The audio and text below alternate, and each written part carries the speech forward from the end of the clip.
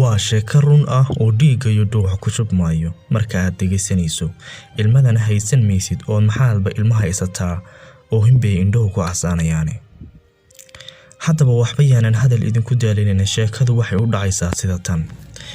Maxamed waa wiil ka mid ah dhalinyarada ku noolaa magaalada Burco. markii ay da'diisu cagacagaynaysay 12 jir ayay kala tageen hooyadii iyo aabihii. halkaasna waxaa ku soo wajahday nolol aad u adag. waxa uu la kulmay nolol murugo badan, waqtiguna ma saacidin ee uu ka hiishay. ilaan horaa loo yidhi markaad wacantee waqtigu kula jiro ma weydid cid kula walaala.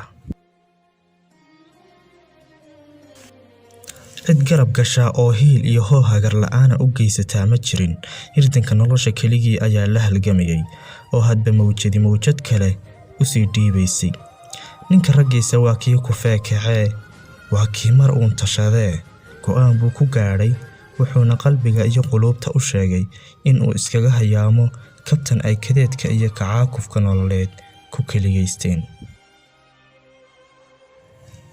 wuxuu is yidhi ragga socod waa u door, hadduu mawdku daayee maad ka guurtid geyigan. oo wuxuu xasuustay tuduu cabdi iidaan lahaa oo ahayd shil ku dhimo nin raggii waagayaa sharafna nooloowe. maalmaha waxaa maankiisa dhex miranaysay hees uu lahaa Axmed Saleebaan Bide oo caan ahayd, odhana jirtay waa la isku soo noqon wixii nool adduunyada. meerisyo ka mid ahaa oo odhanayay sida tan. waxa uu tala ku guddoonsaday in uu tahriibo safar nolol ama geeriya u badheer hadba kii qudhiisu noqoto. magaaladiisiina ka ambabax, nasiib xumo waa qadarka eebbe. wuxuu u gacan galay magafe oo ajashiisa duldhigay in uu bixiyo $5,000. muxuu bixinba lacagta intaa leeg maba haystee, bakhtigaaba u xalaale. baabacadiisana shilinkuma oga, talaa ku ciirtay oo arrinkiisu wuxuu noqday cirkaa soo dumee celi, dhulkaa cararee soo qabo.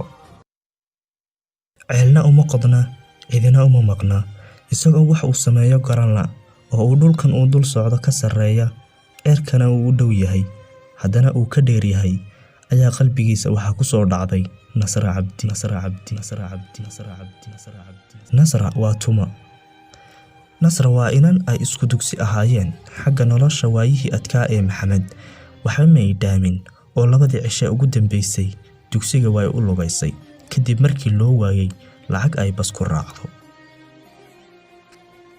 intii ay isku dugsiga ahaayeen ayuu jacayl xeel dheeraaday oo wadnaha la isku dhiibay uu ka dhaxeeyay Maxamed iyo Nasra. boholyowga bogga iyo beerka barada ka samaystay waa sababta ugu weyneed ee Nasra u noqoto qofkii ugu horeeyay ee uu Maxamed soo xasuusto una xaal waramo.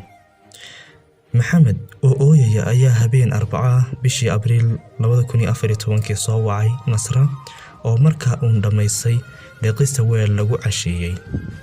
wuxuuna uga warramay xaalkiisa, inkastoo aanay suurtagal ahayn inuu daruusta nololeed iyo dareenkiisa u wada sheego sababtoo ah waxa aad u yaray lacagta ugu jirta moobilka uu ku hadlayo.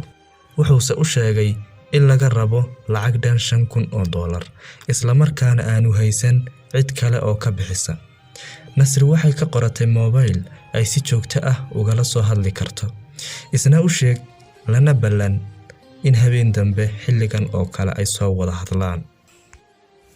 Nasri habeenkii jiifka way xamili weyday, hurdo hadday holatana waxaa kolba horteeda imanayay Maxamed oo ooyaya, markaasay jiriiraco jidhkeeda ku soo rooraysay. wax lacag oo haysaana ma jirin. habeenkii oo dhanna waxay ka fikiraysay halka ay ka keeni lahayd lacagta ku xidhan nolosha Maxamed. mar dambe ayay xasuusatay in lacag ah oo aanay garanayn qadarka ay tahay ay ku aragtay khasnada dukaanka eedadeed oo ku yaala suuqa bartankiisa.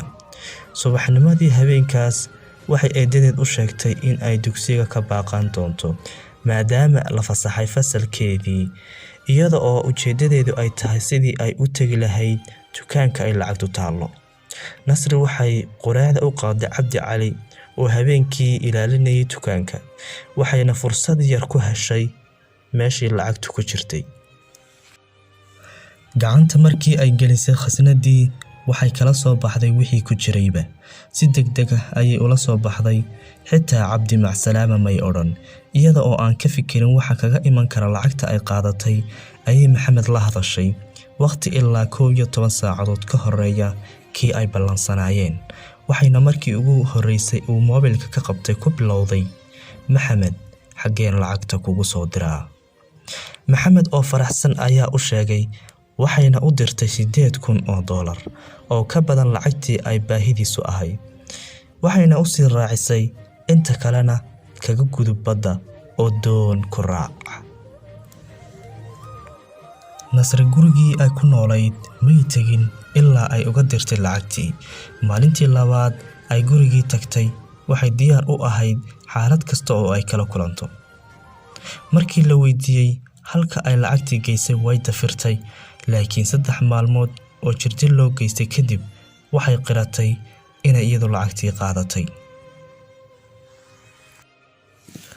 Nasra aabaheed oo ku noolaa meel 150 kiiloomitir kaga aadan dhanka magaalada ay ku nooshahay geelna ku dhaqda ayaa warkii la gaarsiiyay loogana xog waramay sida ay wax u dhaceen loona sheegay inantiisii uu dhalay in loo haysto lacag warcelintiisu waxay noqotay dila ama xidha Nasra xabsiga ayaa loo taxaabay iyadoo ah qof deemaysan waxay ku noolayd xusuustii Maxamed iyada oo sugaysay in xilligu samaan doono sugaanta jacaylka ay ka mid yihiin heesahani ayayna isku madadaalin jirtay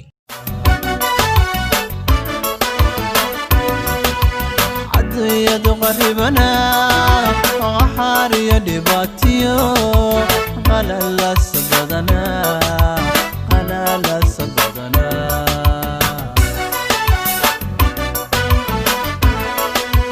قفك أورغديو هيلا ذو دريا بيسو أذكار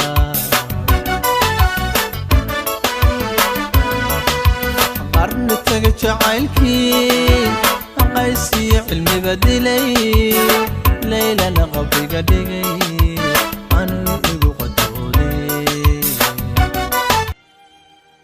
Nasra waxay jeelka ku jirtay sanad iyo 6 bilood Maxamed oo safar dhib badan kadib Ilaahay nabad geliyay waxa uu gaaray dalka Norway maalin kaliya Nasra qalbigiisa kamay bixin isaga oo muhibbada jacaylka la jirdubaaxinaya ayaa qalbigiisa caashaq harsaday hawraar noocana hadba ka dhex tirin jiray aragena kala maqan muqeena kala dheer maankeena wada jira isku muuqashadeen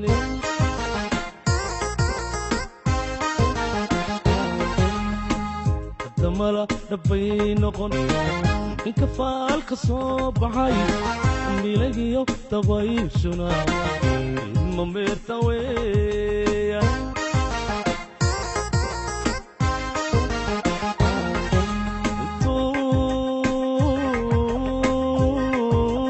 marinku xidhayay muska ooda laga gurin harunila sug caashaqahanba waygu maray Maxamed oo ka warwariyay dhibaatada haysata Nasra ayaa inta uu halka jooga waxa uu ku tusmeysnaa sida uu ku heli lahaa dhaqaale oo jeelka kaga soo saaro Nasra kuna arooso noloshiisa lacag uu ka jaray iyo lacag uu ka soo aruuriyay dadkii kula noolaa magaalada uu joogay kadib waxa uu suurta gashay inuu lacagtii ka soo bixiyo Nasra Maxamed iyo Nasra oo mid kastaaba niyada ku hayay ballankii jacaylka ee dhexdooda yaalay nolol adag oo mid walba maray kadib Maxamed oo soo noqday ayaa Nasra u dhigay aroos wacdara leh